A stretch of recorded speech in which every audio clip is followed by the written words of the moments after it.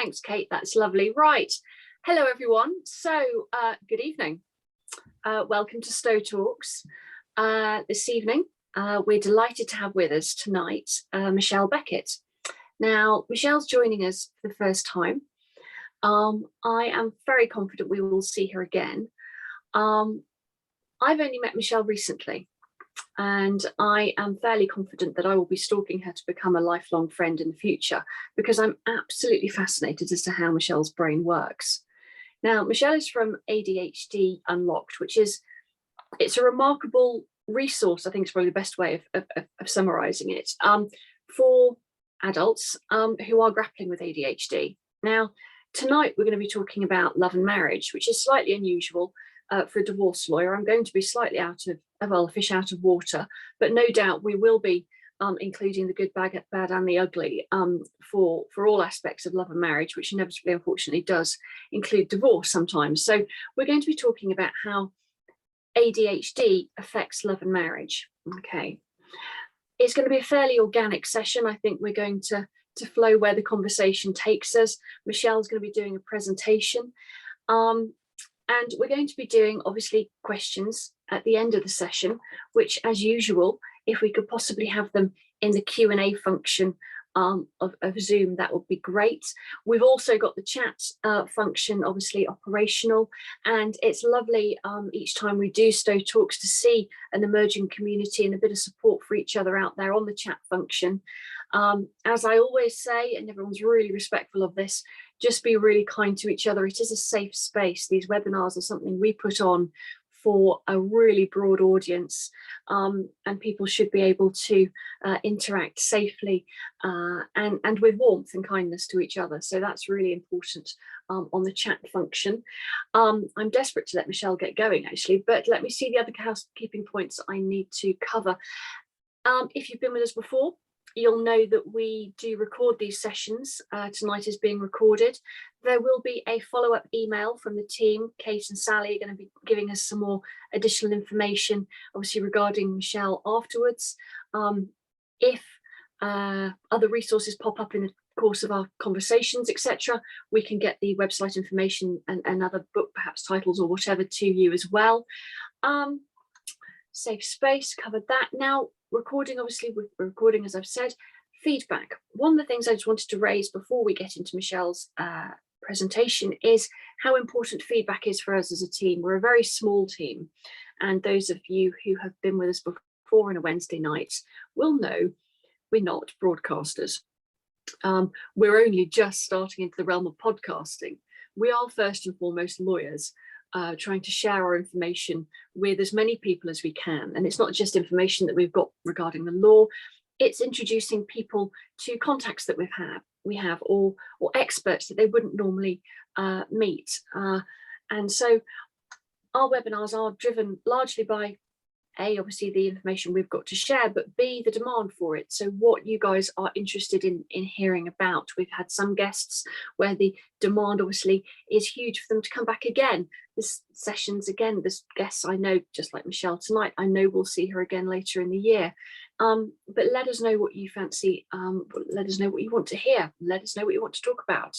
And it doesn't matter, it can be deep and dark and nitty and gritty and legally twisted as you want. But well, as long as we're family law, obviously, because otherwise we're all a bit stuffed. But absolutely keep it family law related if possible. Now, the next Stowe Talks, I'll get this in now before Michelle starts, it's going to be the 29th of June. We're going in a slightly different direction next month. It's going to be surrogacy.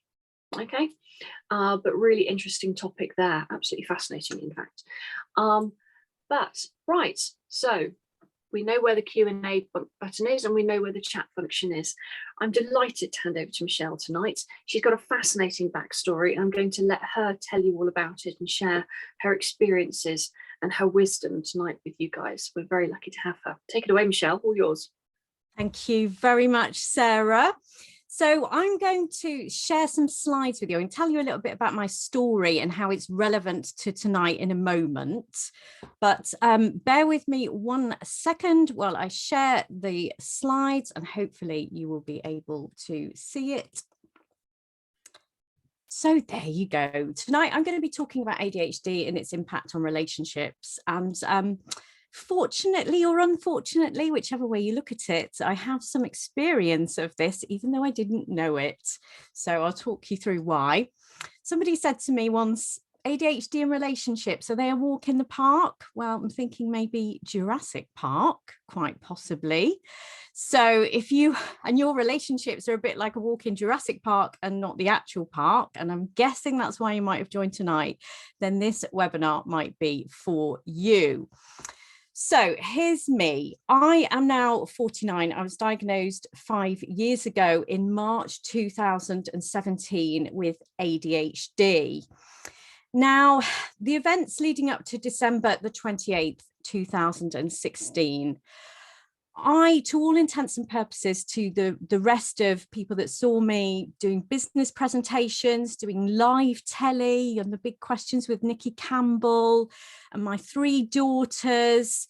Yes, I've been twice divorced and yes, you know, probably a bit outgoing and changed careers, changed jobs, various businesses, not quite got off the ground, but I looked like I had it all together. I looked really, really confident. You know, I was a graduate. You would never think, Michelle, an ADHD, but behind the scenes, I was completely falling apart. And I had felt like that since my early teens. I just felt that I was different. I felt that everybody else could cope with their life and I couldn't understand why I couldn't calm my mind down, my racing thoughts, motorway of thoughts, overwhelm, and just that lack of self-esteem and thinking I was a massive failure and knowing that I'd never really lived up to the potential that I was told I had. I was really bright at school and just thinking that life was such a battle and such an effort.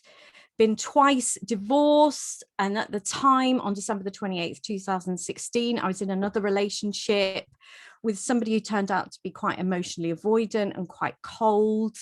We weren't married, but actually that was really, really impacting on my self-esteem. And then I had a business relationship go wrong, and that really, really impacted me to the point on that day, sadly, I came seconds away from ending my life. And despite the fact that I was young, in my 40s, and I know now that I have everything going for me, and I've got my 3 beautiful, beautiful daughters who are now 25, 21 and 13, I thought I'm a massive failure. I cannot hold a relationship together. I am completely unlovable. I cannot make a business work. My house is a tip. I cannot seem to pull myself out of this mire. And I was seconds away from ending my life.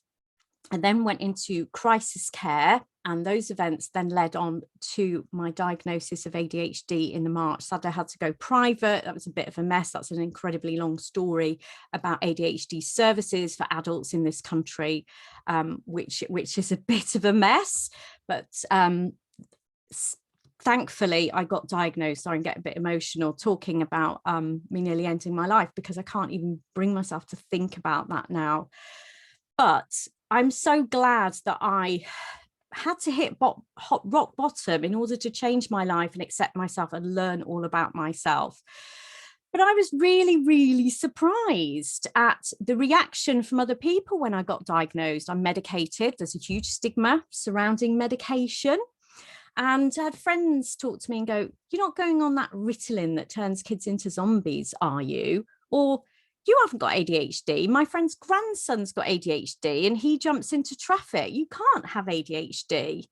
So there was this complete misunderstanding surrounding ADHD and what it was. And of course, it'd been suggested to me several years ago that I might have ADHD. And I thought, no, don't be silly. That's what naughty little boys have, isn't it? Not for people who did quite well academically, etc., etc. And main kind of manifestations of my ADHD were depression, anxiety, overwhelm, disorganization. And I'll talk you through that in a moment. So I decided to become an advocate for ADHD, hyperfocus, which I'll talk about later, learn all about it. So I founded a charity for ADHD. I founded the all-party parliamentary group for ADHD. There was all-party parliamentary groups consisting of MPs for cheese and beer and autism, but not one for ADHD. So I lobbied MPs and put that together. And I've worked tirelessly. I've done quite a lot of media in representing ADHD and fighting for representation and busting stigma and myths. So I'm quite passionate now about raising awareness for ADHD, but I don't blame people for not knowing about it, because I didn't until my 40s. I don't blame teachers. I don't blame even a lot of GPs for not understanding. Now, statistically, we have about 3% of adults with ADHD. I do think it's higher than that, although 90% of those adults in this country do not know they have it. They'll be wandering around. You might be attending this webinar thinking this seems interesting. I'm not sure what ADHD is. You might have ADHD. And I'm going to talk through how it manifests itself in adults in a moment. But it's absolutely shocking, and the impacts are massive. So my personal impact was that I nearly lost my life to ADHD. I've been twice divorced, but I like to describe ADHD as being a bit like the Force in Star Wars. We're strong with the Force, and you can easily go to the dark side with ADHD. And this dark side is this. So we have a reduced life expectancy of 25 years in the worst cases, and that is 11 in most cases. This is to do with things like not looking after your healthcare, getting into car accidents, all sorts of things to do with general stress. 100 times more likely to be excluded from school as a child, 79% more likely to smoke, self-harm increased by 8.5 times, 11 times more likely to be unemployed. Now, I think this statistic is slightly wrong. Twice as likely to divorce, although this varies between 2, 10 and 5 times, but I'll talk about that later. 25% of prisoners got an 80% chance of having poor mental health. We're 10 times more likely to die by suicide. 2/3 of all homeless people likely have ADHD. There's been several studies. We're much more likely to be in debt, and we're much more likely to have unwanted pregnancy. So that is the dark side. The fabulous side of ADHD I'm going to talk about later, but we tend to be the risk takers, the stand-up comedians, the entrepreneurs, the sports stars, the pop stars, the creatives. There's lots of science been done surrounding ADHD creativity, and that the creativity wouldn't happen if we didn't have the ADHD to do with when we're on task and parts of our brain shutting down and other thoughts coming in. So arguably creativity comes from having ADHD. So it's not all bad. I'm going to talk about some of the other traits later. So it's a bit like being strong with the Force. You have to really work with it. Otherwise, we can easily go to the dark side. So what actually is ADHD? Well, it's a neurodevelopmental condition in the way that autism is. So my brain has developed differently and it functions differently to other people. So the way it's built, so like the wiring and the structure is different, and also the way that brain chemicals flow, neurotransmitters, getting a bit sciencey now, like dopamine and norepinephrine, they don't function in the same way.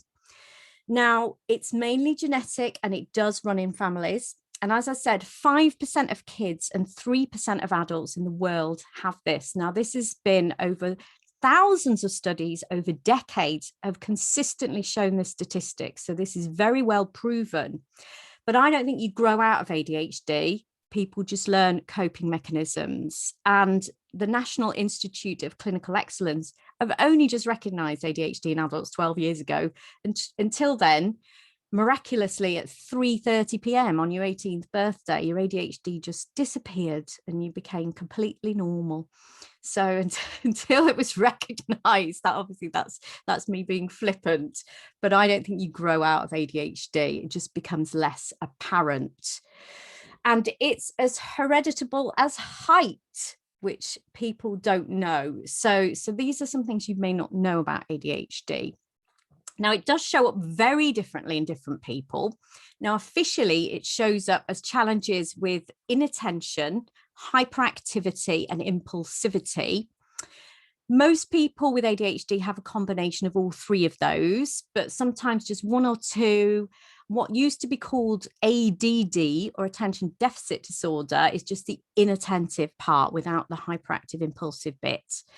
But what they do miss off is the emotional dysregulation part when they talk about ADHD officially. Now, this is universal to everybody with ADHD, in that we struggle with emotionally regulating. So that is key to managing relationships, which I'll talk about later. So only 5% of adults and 15% of kids have any visible signs of hyperactivity, even when they have the hyperactive presentation of ADHD. So interestingly, you might think, well, I'm not ADHD because that's what it looks like. That hyperactivity might be a hyperactivity of mind. You might have a motorway of thoughts, struggle to calm your mind down, struggle to sleep, feel overwhelmed by lots of thoughts flitting all over the place. So I don't think I've got a deficit of attention. I will say that. I think I've got loads of attention, but I just find it really hard to regulate where it goes. It's like having, one of those big fire hoses that they have in New York, where it's like going everywhere. It's really hard to control. It takes a couple of people to control where that attention goes. I struggle to control where my interest goes as well. I kind of like follow where my interest leads me. And there is a theory that genetically we're wired to be the hunters.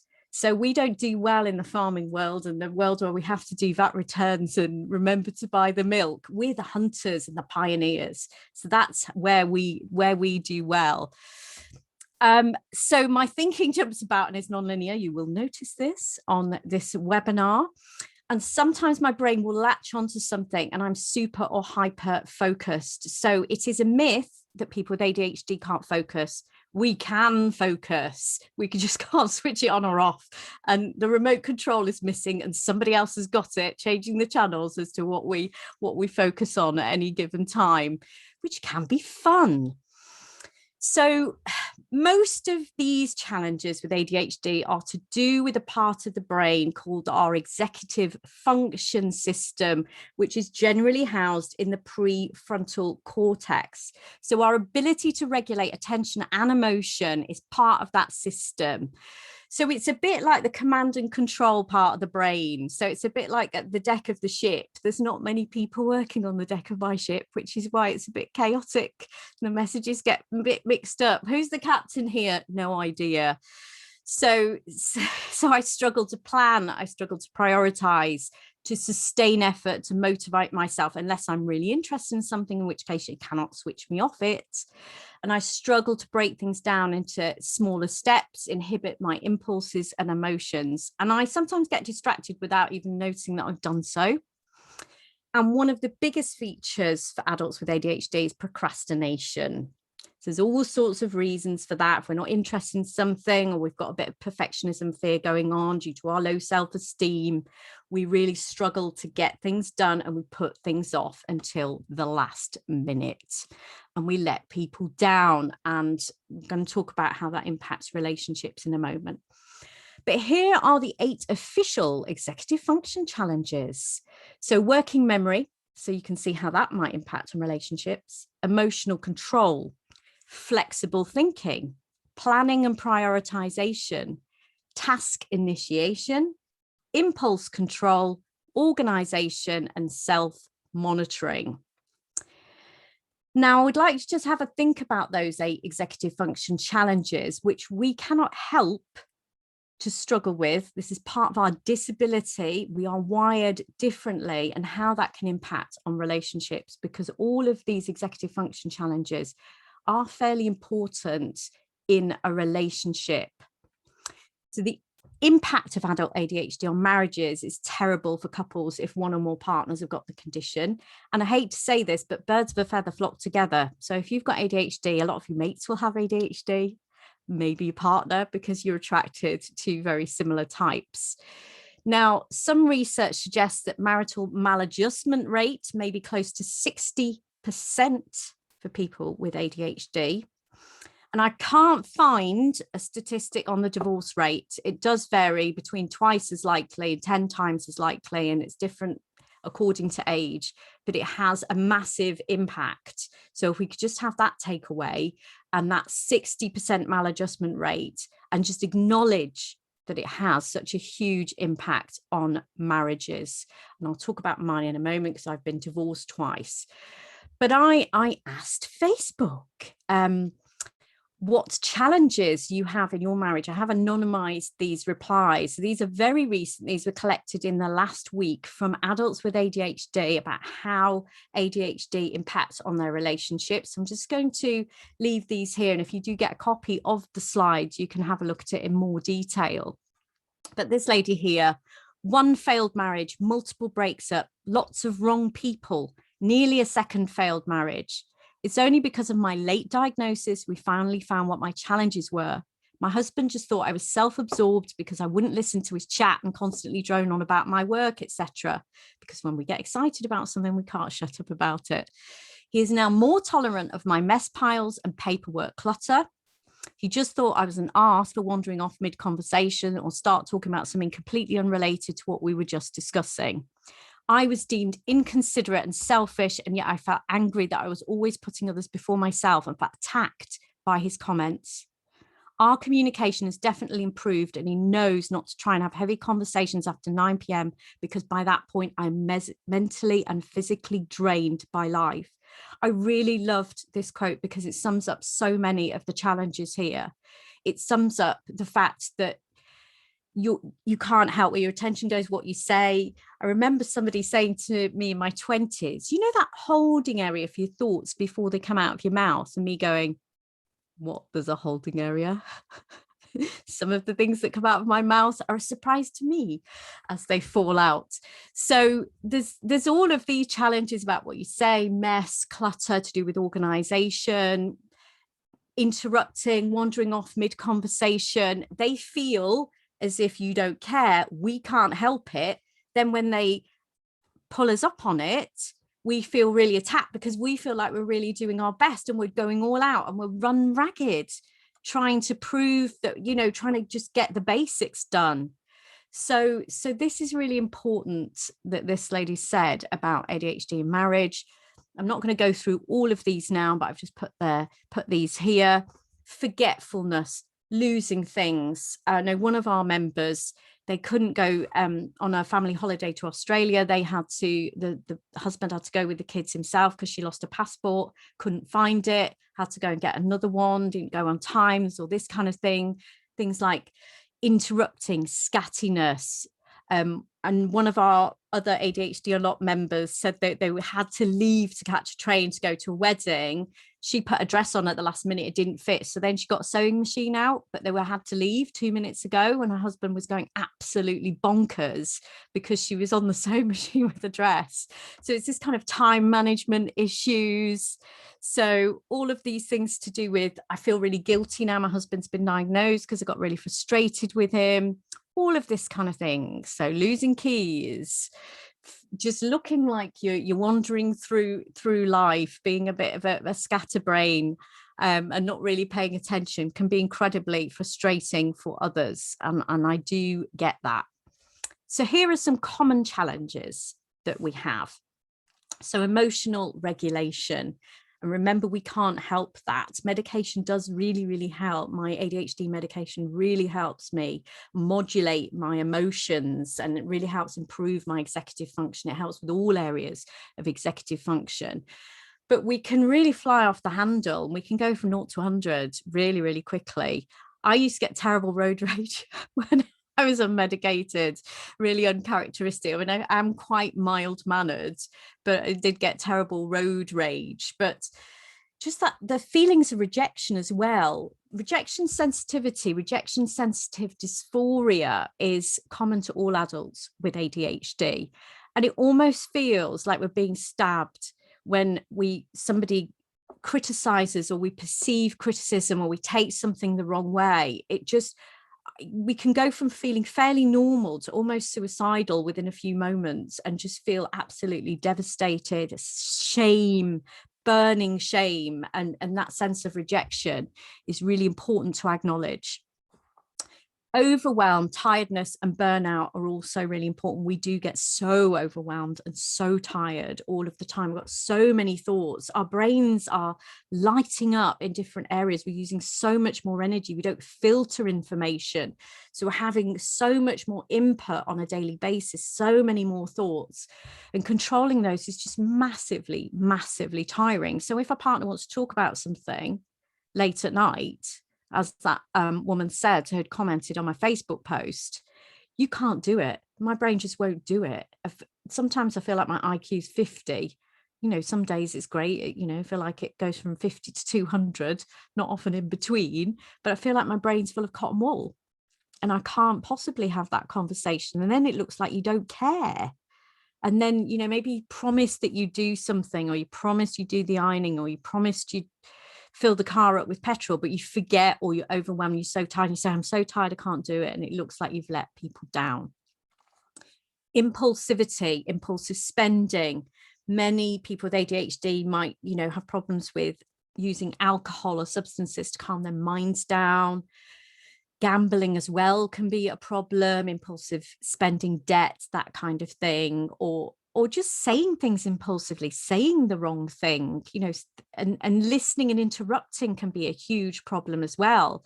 I could be really trying to listen, and then my attention will wander and I'm listening to, you know, what's on the telly, or I've picked up my phone and it really looks like I don't care. It's just that I maybe have had a thought before it goes. I think, oh, I need to check my phone. I need to research that or put that in my phone. I'm supposed to be listening to my partner.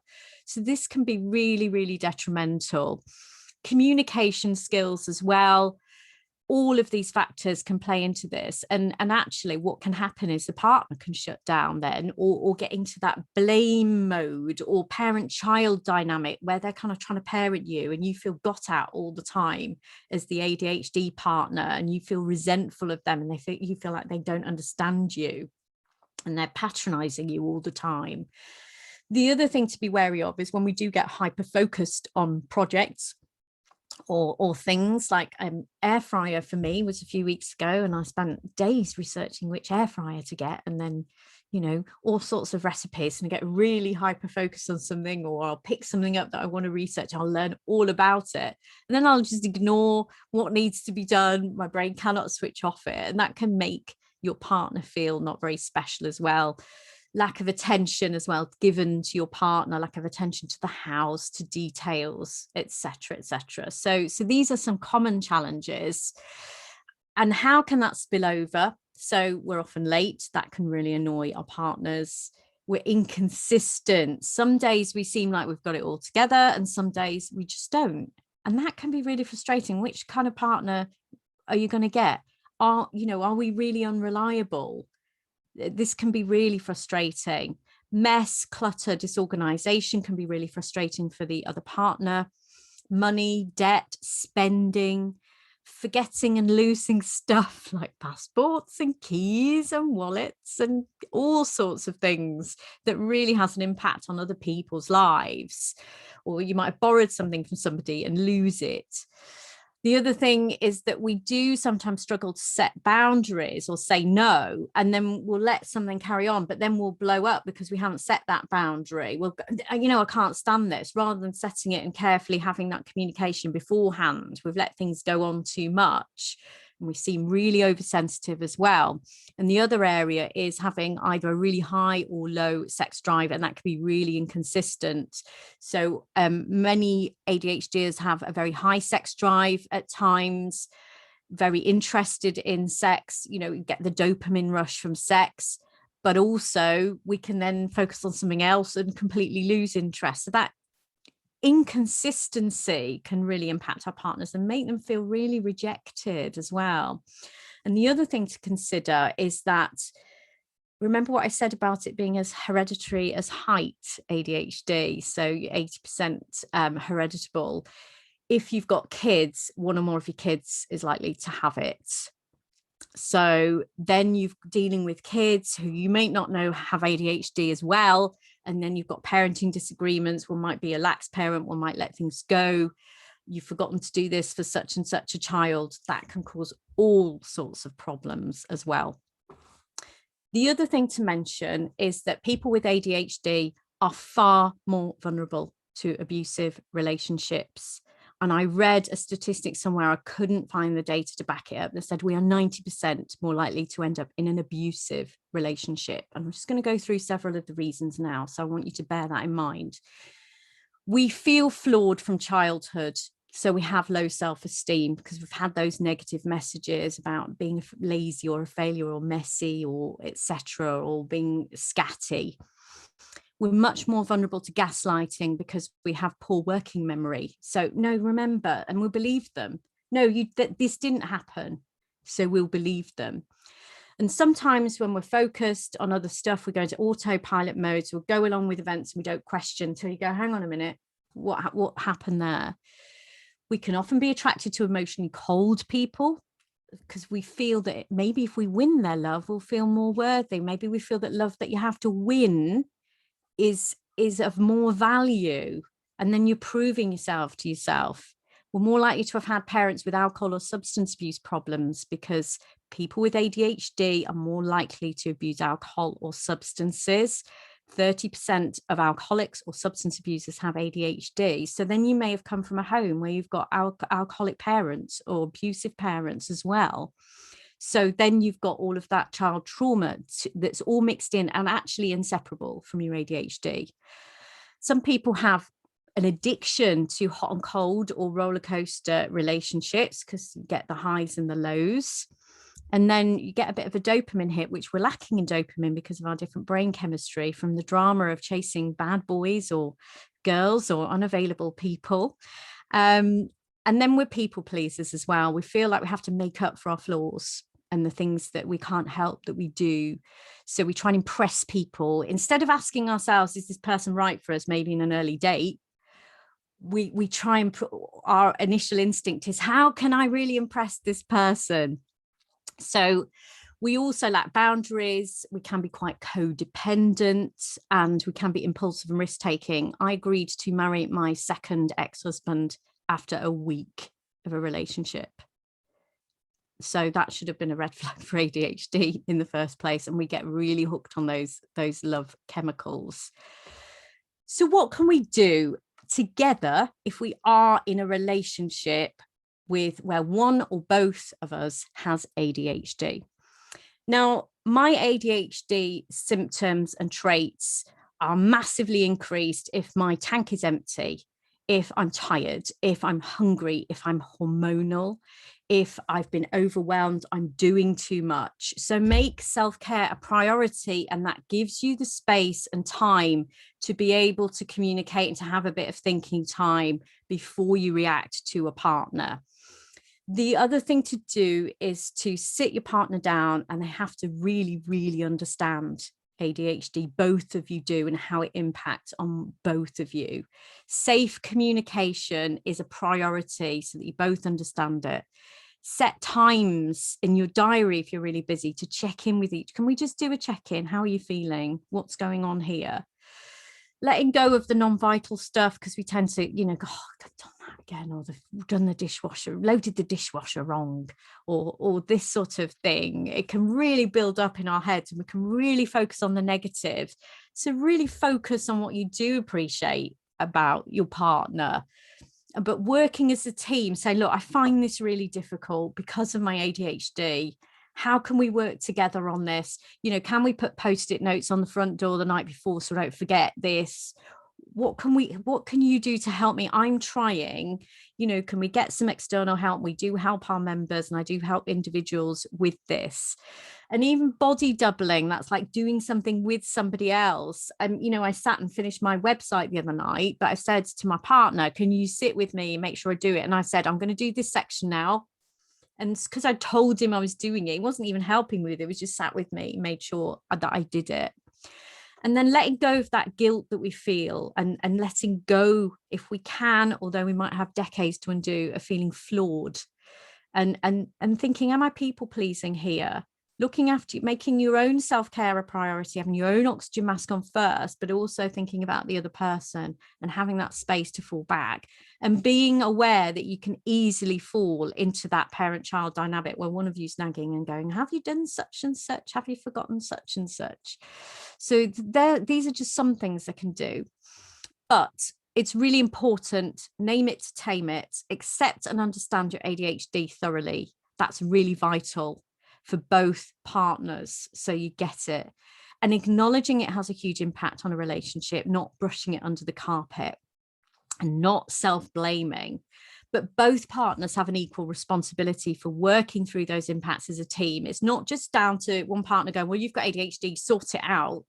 It's all your fault. I have to deal with you. No, you work together on this, because the way that person will be reacting to your disability will have a huge impact, and it will spiral and it will make it worse and step it up. So you can both really lower the impacts of ADHD being detrimental to your relationship if you work together. And remembering there's no fixing here. We are ADHD. We have to embrace who we are and accept who we are. I'm not saying let's not take responsibility and go, well, look, I'm just messy. I've got ADHD. I'm not going to do anything about it. But there's a balance here to be struck with. Yes, I find it difficult to keep tidy. So how can I do this and not beat yourself up about it? There's no fixing here to be done. So that will really create further damage if one partner says, well, you've got to fix yourself because now you've got ADHD, sort it out, which I have had before. It is really, really difficult. And I mean, I do understand. I mean, a former partner of mine, he used to shout at me when I interrupted him. Even if I interrupted him excitedly, like we'd be talking about politics or something in the news, and he'd say something and he was explaining, and I'd go, oh, such and such, and then I'd go off on a tangent. He would shout at me and go, I was talking. And it was just really, really difficult to deal with. But I think understanding why I interrupted and when I get excited, and maybe having signals go, oh, can I just, gently, can I just finish this point? We'll hold on to that one. You can bring it in a minute. That kind of thing can make a huge, huge difference. So understanding how your own individual ADHD impacts on you, the family dynamic, your relationship with your partner, what annoys them, what do they find difficult, and working on it together can make a huge difference. But I will say, I'm not trying to send more work to Sarah's way, but more often than not, we have ended up in relationships where they are wrong, and we have made poor choices because of our low self-esteem. We have marked ourselves down into the bargain bucket and then not realized that we're in abusive or cold relationships that aren't working. So if you've done all this and maybe you've got help from a relationship counselor, it's still not worked, they're still not accepting your ADHD, maybe it's time to move on, and you can rebuild your life and be much happier with somebody who will accept your ADHD. And we can be great in relationships, actually. Energetic, spontaneous, exciting, imaginative, risk-taking, warm-hearted and helpful, compassionate, accepting and forgiving, resilient, fun, big-hearted, not boring, humorous, outgoing. We do lack inhibitions. I did read a study that said that people with ADHD are better in bed, which I quite liked, and I did share that. There's some great traits that we have with our ADHD, and they should be embraced. So I love this from Dr. Ned Halliwell. He has ADHD himself, and he is a doctor for ADHD. ADHD is like having a Ferrari engine for a brain with bicycle brakes. Strengthen the brakes and you have a champion. So look, guys, you might just be focusing on the fact that you've got bicycle brakes and getting annoyed at your partner's bicycle brakes. But if you both work on strengthening those brakes, and there's lots we can do through, medication and psychological therapies, behavioral therapies, and lots of scaffolding we can put in place, those brakes are as good as if they were in a Ferrari, and then you've got a Ferrari. So don't chuck it away just because it's got bicycle brakes. We are the Ferraris of this world. So my journey has been long. I've spent the last 5 years accepting my ADHD, and there was what I call grief and relief. I thought getting the diagnosis would be the end of my journey and that would be the answer, but actually it was the start of understanding myself and learning about ADHD, learning how it's impacted my life. It's quite sad at times thinking, what would my life have been like if I had been diagnosed as a child and treated? Would I have had these 2 failed marriages and failed businesses? Would I have, done better at university? Would I have had a steady career? Would I have more money? But we can't do that. There's always going to be what ifs in life. I'm happy who I am right now. And despite the fact that ADHD has caused me so much pain throughout all my life, from my early teens, I remember feeling different when I was about 7 and being a bit socially awkward. It's caused me so much pain. and nearly ended my life, I would not switch it off because it's a fundamental part of me and a fundamental part of what makes me who I am. So I have finally found somebody that really gets my ADHD. And I am so happy now. We all like a happy ending. So I've been with Dave now for nearly 2 years, and we have fantastic communication. We put everything in place. We do check-ins. Yes, we frustrate each other at times, and I do frustrate him because of my ADHD, but he gets it, and we have such a safe place for communicating, and we feel so safe with each other. And third time lucky, people. I am getting married next September. So I've learned a lot about relationships from getting it wrong. And it does make me sad of all the people that maybe in my shoes who don't know they've got ADHD, and it may have gone as far as ending their life, because it is really hard. When you feel so overwhelmed, you feel no way out, and you feel like you're a waste of space and oxygen. Everybody else has got their lives together and you're just a waste of potential. It is so hard, but there's so much joy to be had in the world, and learning and understanding and accepting is the biggest part of that. And I now have a happy ending because of all of the knowledge, and because I'd worked through all my difficulties with relationships. And boy did I look for red flags when I started dating him, just to make sure that I was going to get it right this time. And I'm very, very happy now, and I love doing what I do and helping other adults with ADHD to work through their challenges. I know how painful it is, and I know what it's like to get to that point where you just think everything has gone wrong and I can't cope. So hopefully my journey will have reassured you, if anybody is in that dark place, that there is a light at the end of the tunnel. So do please get in touch with me. You can email me. My website's on there. The ADHD Unlocked website's on there, so I can help you on a one-to-one basis, or you can join ADHD Unlocked as a group.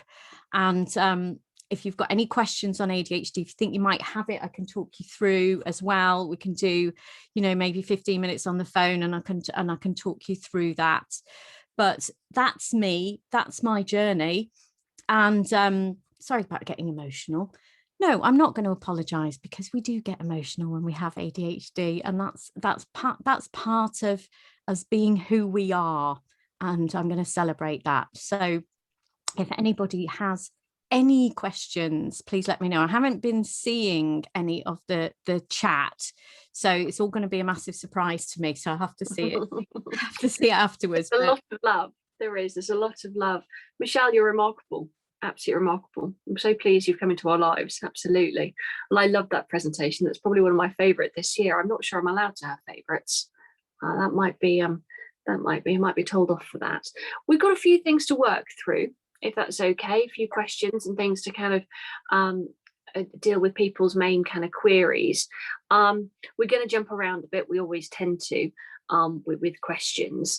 But going back to managing the ADHD, could you talk through what other support tools you've found can help on top of medication?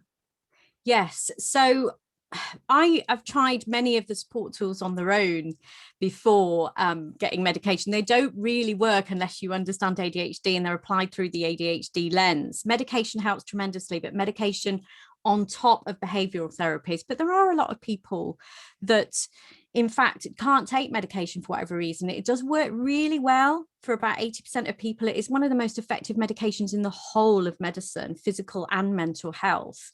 And it is the most effective psychiatric medication. It's just like putting on glasses. If you've not been able to see, people say, wow, this is what it's like. And this is what it's like for me. I actually cried on the third day thinking, is this what it's like to feel normal? I don't know what that feels like anyway. But in terms of support, there's many areas. So there's areas to work on in terms of practical support for ADHD, in terms of planning and prioritizing and all of that, kind of managing your diary, managing tasks, remembering to get things done, and all the practical management of ADHD. There's an awful lot of work to be done as well, particularly if you get diagnosed late. And even if you don't get diagnosed late, on self-esteem and self-worth. So it's all about self-acceptance and mindfulness and chasing joy and really understanding yourself, and looking at things like, cognitive behavioral therapy, which I've just become qualified in, dialectic behavioral therapy, which is a bit like CBT, but with more of the mindfulness and emotional regulation side thrown in, and all of this kind of working on yourself, your inner self-talk as well, because I was so horrible to myself before. I used to be so horrible, beat myself up, oh, you're so lazy, oh, you've forgotten this again, you've done this, and really awful stuff. I wouldn't dream of speaking to anybody like I used to speak to myself.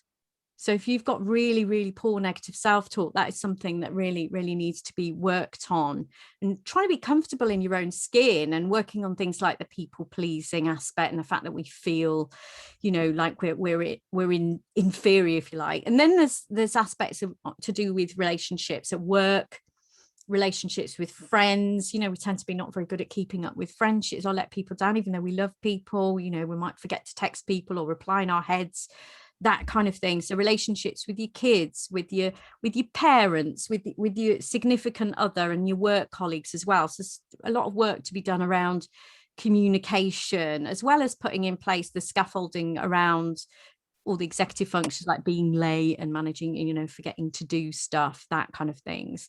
And then there's looking at the other side of things, like being healthy eating, exercising, looking at the impact of hormones, which I've become quite an expert in. We're much more likely to have premenstrual dysphoric disorder and menopause, because when it can really hit the fan for women with ADHD who may be just about coping throughout their life.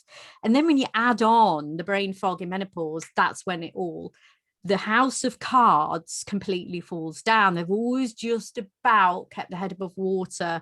So there's all of this kind of thing. And then looking at things like, substance abuse, do you drink too much, how you can manage that sort of thing, and managing things like, meal planning, all of that kind of thing. And then looking to see if you are in the right relationship, for example, or how do you navigate your relationship with your ex-partner? I've got 2 ex-husbands, I've got 3 children from 2 ex-partners. I wish I'd have had all this information when they were little, because it's been really difficult thinking I was just a flawed human being, and kind of managing 2 ex-husbands and 3 kids. It's been really hard. So there's various aspects that you can work on top of medication, and they generally involve those areas of your life. And what happens is you suddenly look back and you've made a massive improvement. And my ADHD some days hardly impacts me at all, because I found the right job, I'm in the right relationship, I've got loads of scaffolding in place, there's all my post-its here, I do the exercise, the work on the positive self-talk and the self-care. And yes, it does impact me, but it's not the devastating daily I'm such a massive failure that it was. I've really got to grips with it, and other people can too. Brilliant. Now, back to the communication point, really. We're going to be, we're squeezing you for all your knowledge, frankly, Michelle, tonight. Looking for top tips, really. Top tips as to how to explain ADHD to a partner when the partner's quite dismissive. That is really difficult. And the way I tend to set up those difficult conversations with anybody, and it could be a partner, you can preempt it psychologically. When you're setting somebody up to accept an argument, where you kind of go, look, most people will dismiss this, but I know you're not going to, because you're really understanding and going to understand the science. So then if they don't, then if they come back round and say, well, actually, I don't believe you go, oh, that psychologically they're setting themselves up for wanting to hear that. So I've kind of used that trick with lots of people. Look, most people don't get ADHD. Most people don't believe it's real. Most people are not accepting of the science, but you're not one of those. So I know that you're going to listen to me here. So I set it up quite, which is a bit manipulative, but hey, that's okay. Set it up and then explaining that it's really stigmatized, explaining that most people don't get it, explaining that the media talk about ADHD as like naughty kids who've drank too much cola and they've got rubbish parents who just let them cry out.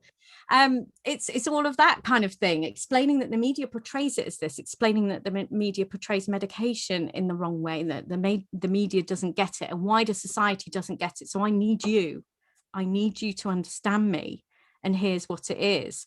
And actually, I do explain that what I'm going to tell you may seem like character flaws. There's certain other conditions. So I think autism has a bit of an easier ride, arguably, in terms of acceptance, because it's a bit more understandable the way it manifests, in terms that people can see it. The manifestation of our ADHD traits can often look like we don't care, we're lazy, we've forgotten, we're just not bothered. They look like character flaws, are interrupting, that we're just rude.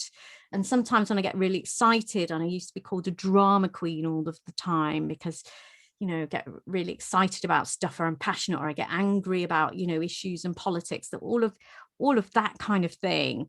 And explaining that people don't get it, and it's misunderstood.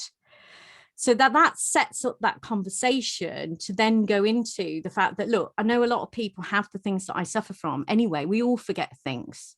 It's a bit like having somebody saying, oh yeah, I get a headache occasionally, but do you have a headache every single day to the point where you can't function? And it's really impacting on your life, your relationships, your work, your parenting. That's what to expect. People go, oh, we all forget things, we all interrupt, we all do this. It's a bit disingenuous. It's about the extent at which it impacts on our lives. So you explain that, and then you can start to explain about how it's neurobiological. It's not a behavioral thing that we choose. It is hereditary. It is a condition. And then maybe talk about the benefits as well as how it impacts you. So I'd go through what I've talked to you guys about this evening, about how it manifests and how it impacts, and then talk about what they can do to support people with ADHD. So to support me, I need you to not doubt this. Don't say to me things like, can you just be a bit more efficient with your day? Can you just get a planner? Have you tried making a list? And somebody, I've just picked up something from the chat. Isn't everybody a bit ADHD?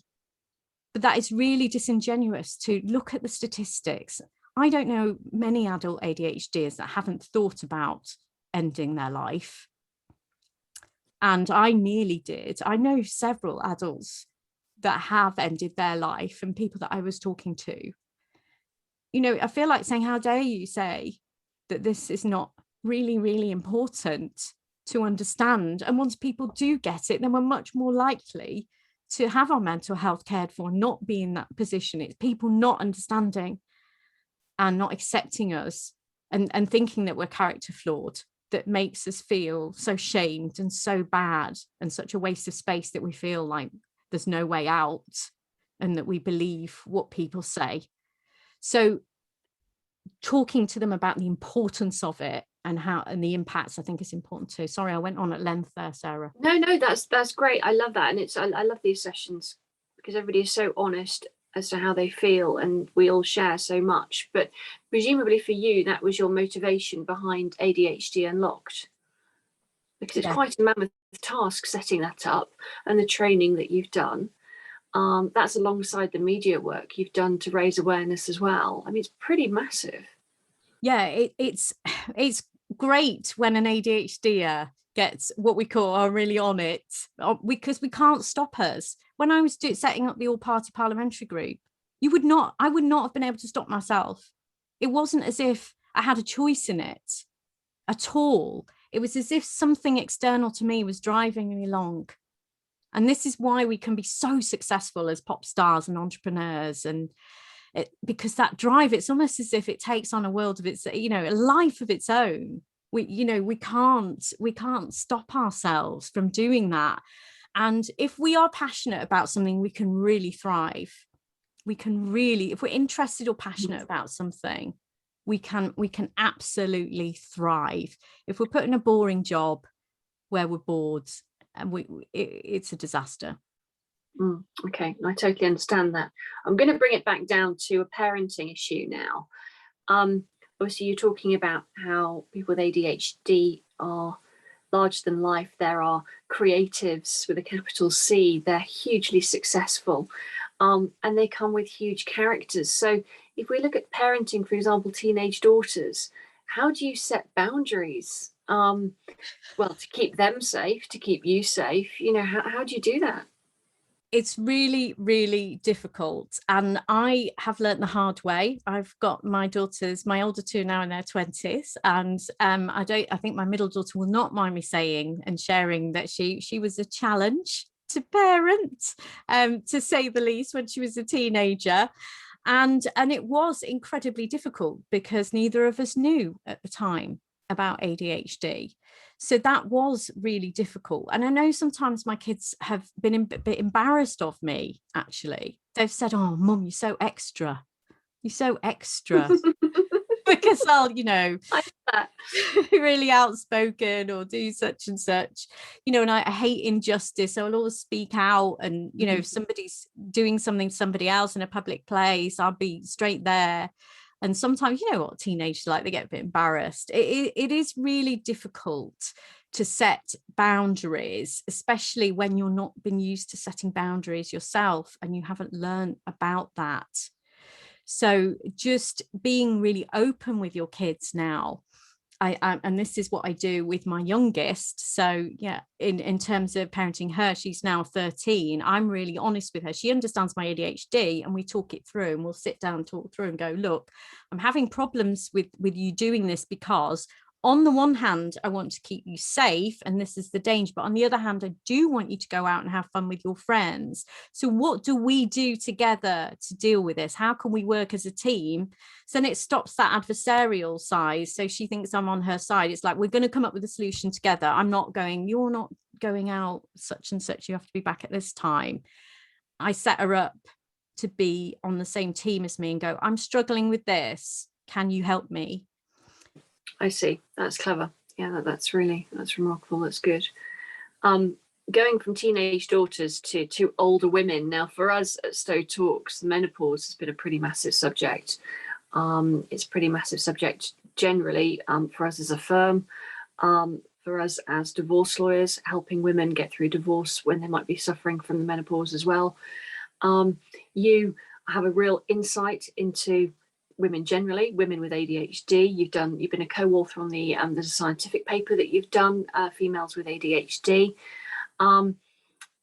That I'm already forming an idea maybe for later on in the year, that we talk about kind of people who are going through the menopause and finding perhaps divorce challenging, but we also include people who might, women who might be have ADHD or something like that. Perhaps we can incorporate that and the challenges they feel going through the legal process, or any legal process. The courts aren't exactly the most user-friendly place at the best of times for your litigant in person. But that was just really perhaps a thought that we can lodge for the future. Now, I've got a really great question here from someone we know, and I'll just read it out to you now. It says, "Many of the Winnie the Pooh characters are atypical ADHD sufferers. So, for example, we have Tigger, who is typical hyperactive. We've got Eeyore, who is depressive ADHD. And we have Piglet, who is distractive ADHD. Now, which character would you say you are most like?" Brilliant question. I am all three, and it depends on which day. Really?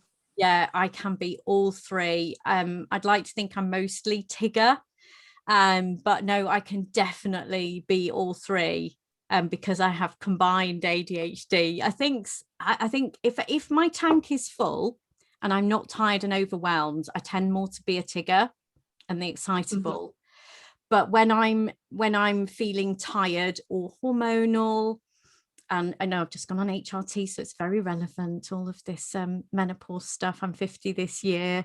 So this is, you know, it does really play in to ADHD. If I'm tired, you know, I can be an Eeyore.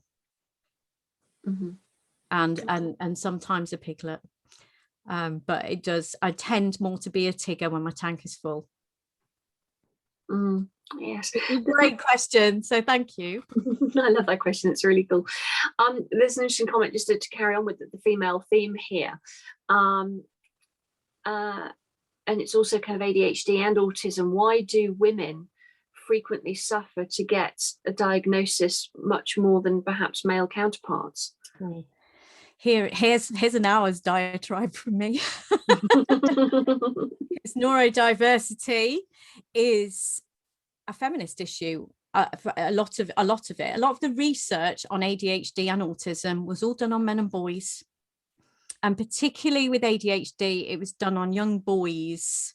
So the way that women with autism and ADHD present is different from what they see as the norm, but they didn't bother to study women in the way that, you know, a lot of car seats are not designed, the car seat belts. There's Caroline Criado Perez has done a lot of work on how women were missed off on scientific research and medical research. And actually, I was appalled to learn that only recently they've got anatomically correct bone structure for pelvis and legs for women, whereas before they would just have like the default male pelvis and stick a womb inside it, whereas the blood vessels and the way that the pelvis is completely different. So that is really intersectional in terms of women with autism and ADHD, because we present differently, and also we're good at masking as well. So socially, we've been more conditioned to fit in and people please. So we tend to mask our ADHD and autism a lot better. So socially, we're expected to be more social. So we've had to mask, and that's exhausting. I remember I used to come home from conferences before I knew I had ADHD. And everybody used to say, oh, you're such an extrovert. And I used to train other people on how to network, but I would be so tired. I'd get what I called a people hangover. Yes. I love that. I just need to be alone and quiet. But the masking as a woman, and women are expected not to be, not to interrupt. I remember somebody said to me, there's something really male about you, Michelle, in business years and years ago, but I can't quite put my finger on it. And after my diagnosis, I worked out what it was. It's because men tend to interrupt and be outspoken in meetings, on a boardroom. They're socialized to speak out more.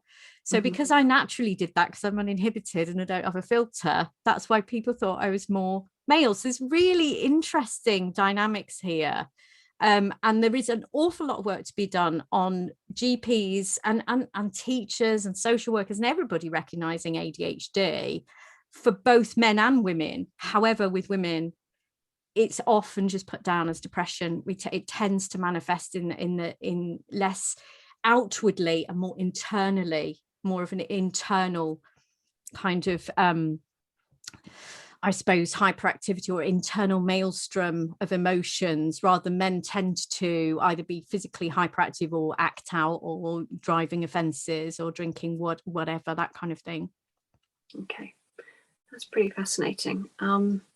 But I'd love probably a topic for a glass of wine at some point, actually. Yeah. We're running over now, guys. Thank you for staying with us. Just one last question, sort of sciencey, but can you explain, please, the overlap of ADHD and dyslexia?